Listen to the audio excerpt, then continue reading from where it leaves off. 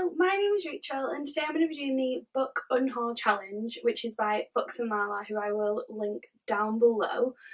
You may be able to see I'm in England and I've been sorting out my room and getting rid of loads of clothes and stuff, and one thing I always find really hard is getting rid of books, but I'm doing that today. So I have been sorting my room out and there's a few books that these books I already was like, I'm going to get rid of these. And then there was some books that I was like, I'm going to get rid of these. And then I thought, okay, I'm going to do the full challenge and see if I can get rid of stuff for every question. So we shall see how that goes. I'm going to be using my laptop just because I have the questions on here. So the first one is a book that you rated low. So let's go and have a look how that goes. So mostly I'm going to ignore the books that are on these shelves because these are the books I like to have on display because I love them, so I'm pretty sure I won't want to get rid of any of these. So we're going to move on to books in drawers because books in drawers are usually not the ones I'm most fond of. I'm not getting rid of anything from that one, that's my Stephen King drawer.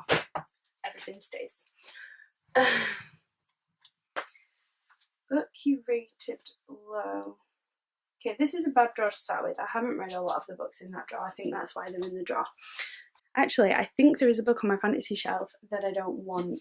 Okay, so I'm going to get rid of this one. This is called The Weird Stone of Brisingamen by Alan Garner. I had to read this for university and I would have DNF'd it so hard if I hadn't had to read it for university. This was shit. This is the first in a series that I never intend to continue with. I hate this book. This book can go. Okay, we've got a book that I didn't rate very high. And I can see another one. Okay, let's turn around. This book I did not rate very high. I hated this book. I didn't hate it. It just wasn't memorable. I read it for a book club that I was reading at the school I worked at, and it was just not great. It's called Dreaming the Bear by Mimi Thibault, and it's about this girl who she's out in the mountains with her family and there's a bear, and that's all I can remember. I just remember it not being memorable even when I was reading it. Okay, so now we're moving on to question 2, which is a book you changed your mind about, which I think I actually know one for this one. So I actually can't fit all my books on my shelves, so my wardrobes are also book space now, yay! We only open one because I have this massive pile of shit over here that we ignore. But I think for this, I'm going to pick some books that I have at the top. So this is a series that I've read the first one of. So it's called the Weather Wardens series. I have read the first one, Ill Wind, and I have books 2 and book 3. These are by Rachel Kane. So I used to love a series by Rachel Kane when I was 12. And I read so many of those. I think they might even still be going. They must be on 20 by now. But this was her other series, and I read the first one and I did like it, but I have no intention of ever picking these up again.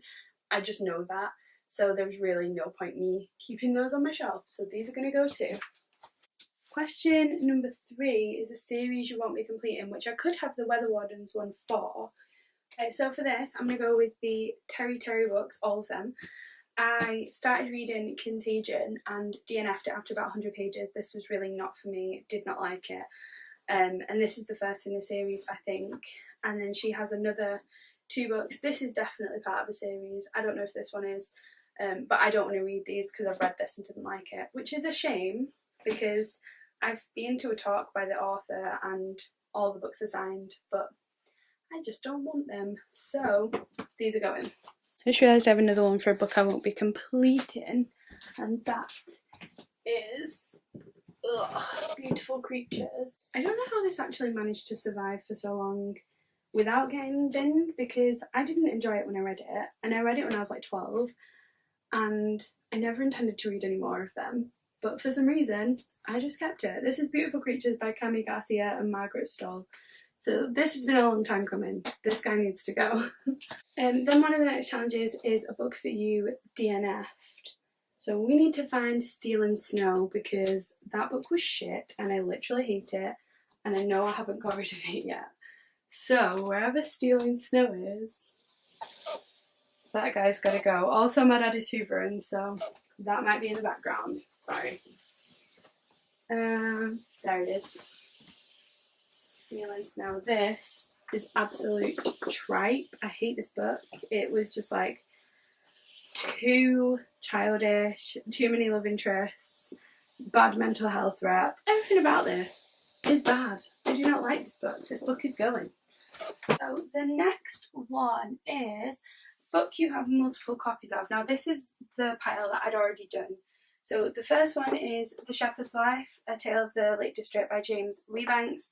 I'm going to get rid of this just because my girlfriend has a copy of it that she's already read, and mine has stickers on that have ruined the cover as well. So I'd just rather read her copy. This copy can go. Then I have The Hound of the Baskervilles and The Mayor of Casterbridge. So The Hound of the Baskervilles, I've just realised, like yesterday, that this is a play. I read this and didn't enjoy it and didn't think I was going to enjoy the Sherlock Holmes series, but this isn't the actual Hound of the Baskervilles. This is a play. So maybe I would enjoy it.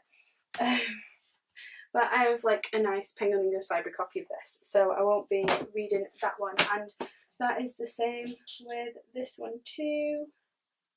Where is my knife? Oh, there. This is one of the ones I'm thinking of taking back to Switzerland, so it's on another pile. Yeah, I have a nice Penguin English Library copy of this as well, and I just don't like this copy, and I won't read it, so that one's going to go. And then I have the Mortal Instruments books 1, 2, 3 and 4. I'm reading these in Switzerland, so I have other copies of them. These were my dad's copies, so these are just going to go back to my dad. I don't need them anymore, and my girlfriend loves this series, and she already has these editions, which I'm pretty sure she's going to want to keep, so there's no point us having like a million different editions. Okay, then we have a book you'll never actually get to, which is hard because like the hardest thing for me is that I always just tell myself I will get to everything eventually. Even if I get to it in 60 years, that's still me getting to it in 60 years, so it's fine. Which is stupid and is why I never get rid of books. So let's try and find a book. I mean, I have a lot of Jodi Picoults up on that top shelf, but to be honest, I do think I'll get to, like, I do like Jodi Picoults when I'm in the mood for them. I'll never get rid of graphic novels because they're way too expensive and pretty. This is just, I just feel like I get to everything just for the sake of getting to it so that I didn't have to get rid of it. Oh, this is so hard. Okay, let's go for a draw. Okay, definitely gonna get to all them. I want to read so many of them anyway. I could get rid of Angus Sons and Perfect Stocking because I've never read that and I don't think I ever will actually. Okay, we'll go for that one. I will never get to this book. It's gonna go. That's sad. Okay, next one. Book you bought because of the hype. Okay, so then we have a book you bought because of the hype. Now this is quite hard because if I bought it because of the hype, that means it's supposed to be good, so I want to read it. So I would want to get rid of it. But yeah, I mean I have a few.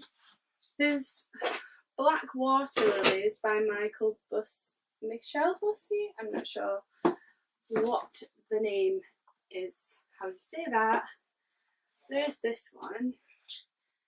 But then I do like thrillers every once in a while. So like I would, when I'm in the mood for a thriller, I will enjoy it. So I feel like I don't want to get rid of that. I have all of Donna Tartt's books, even though I haven't read one of them yet. Just because BookTube really got that girl hyped. Ian McEwan, but then I like some of Ian McEwan. Some I don't like. Didn't like On Chesil Beach, that was shit. But I have liked other ones. There's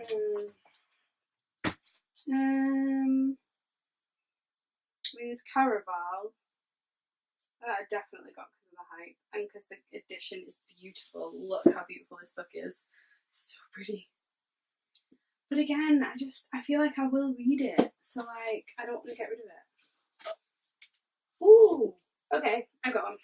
I'm gonna get rid of Interview with the Vampire by Anne Rice. I asked for this for my birthday ages ago, and I tried reading it, and I could not.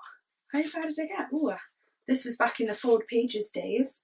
So I got to page 20 and I don't like this. This is told by like this guy having an interview with like a journalist or something. But then it kind of goes back in time, but it's really weird because it's from what I can remember, this was a long time ago, so maybe I'm wrong, but from what I can remember, he basically like told it from back in time, but it was like he was forward in time as well, and he kind of was just doing both instead of fully going back to a flashback, and it was really bothering me because I kept being like, who's he talking to? And yeah, I just don't think I'm going to read this, and there's a very, very, very big series behind this that I will never ever get to, ever. And I like the film, so the film's just going to be enough for me, I think, and this bad boy's going to go. Sorry. Okay, so then next we have a book you bought because of the cover. Again, hard. I buy a lot of books because of the cover, but I want to read them because they're pretty. Book you bought because of the cover. I mean, all the books. These are the books that I've really, really bought for the cover. These are all like the nice editions. Like, I'm never ever going to read these editions because these are in French. However, having my favourite book in its original language is like an amazing thing for me and something that I love. So I'm not going to get rid of it, even though I'm never going to read it. Oh my god, my mum would kill me. And then we have a lot of nice editions on this shelf as well. But again, like, I love these editions. I don't want to get rid of them at all. Ooh, that's a choice. That is definitely one I got for the cover. Okay, let's go down, go down. Here we are. Okay, this is Goth Girl and the Feet. And feet? Oh, it is feet. Why is it not fate? Goth Girl and the Feta Worse Than Death? I don't know what that's meant to be.